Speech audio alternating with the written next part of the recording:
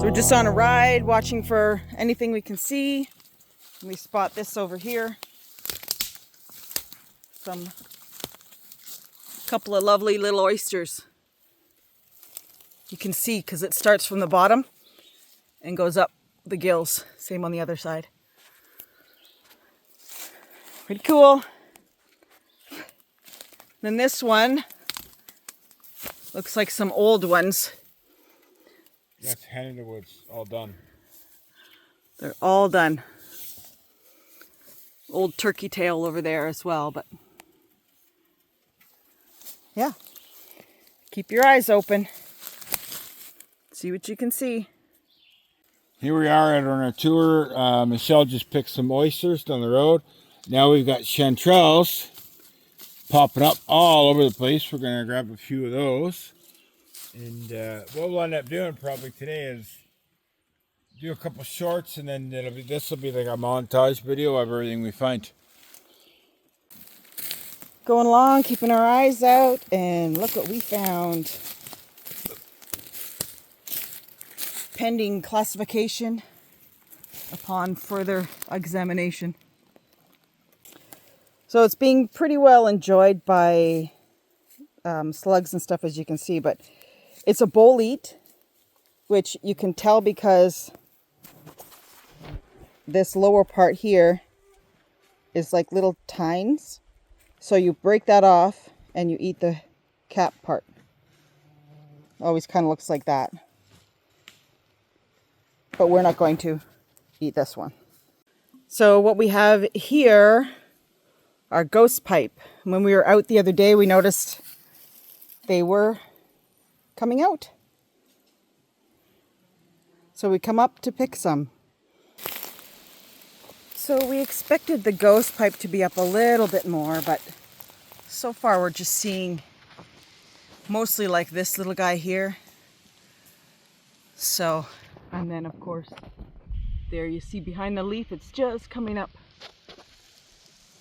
Seeing a lot of stuff like this, where the mushrooms have been well loved by other creatures.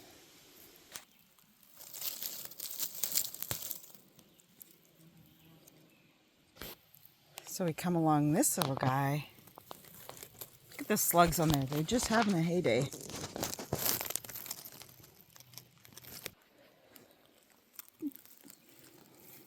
So we were up here a couple days ago, started seeing all the ghost pipe were coming through. We're back today, decided we're going to pick some to make some tincture out of. And there doesn't seem to be a whole lot around. Now if you look here, you can see all the deer tracks around. So we're wondering maybe if the deer in here eat them. And if you go a little farther ahead, you're going to see an amanita that you don't eat. And the deer seem to not eat them either. But the tracks are everywhere. So we found this old birch tree. And you can see it's just covered in chaga. Chaga looks like burnt. And then it's got this orangey color on the inside. Chaga actually is a spore that gets into broken spots in dying birch trees.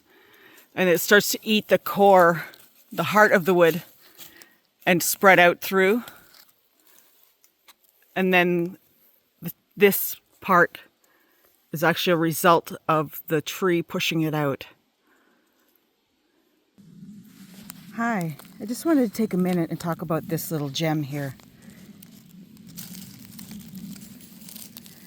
Growing up, my grandmother would always go out and collect these.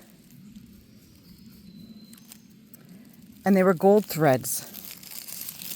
So the reason they're called gold threads, and let me see if I can get one, because the taproot is mustard yellow. There, you see it? And you want, that's the part you want in this. Now she would collect them and obviously dry them, and she would boil them up. And she'd make like a tea out of them. And we would use it for swishing our mouths if we had mouth sores, gargling if you had a sore throat. Even some people actually swallow it, but I don't remember ever actually swallowing it when I was little. But any sores of the mouth or neck, throat, sorry, we would do that. Now it's very bitter, but apparently that's what it's for. Gold threads, little, almost clover-like, and they kind of grow in the underbrush like this. Now I'm next to a pond over there, and I'm also next to a bit of a pine grove, and it's all over the ground cover here. Collect up a bunch, make your tea. You can freeze it, store it. But yeah, we're driving home on the trail, and look what Dave spots. These beautiful big patch of chanterelles.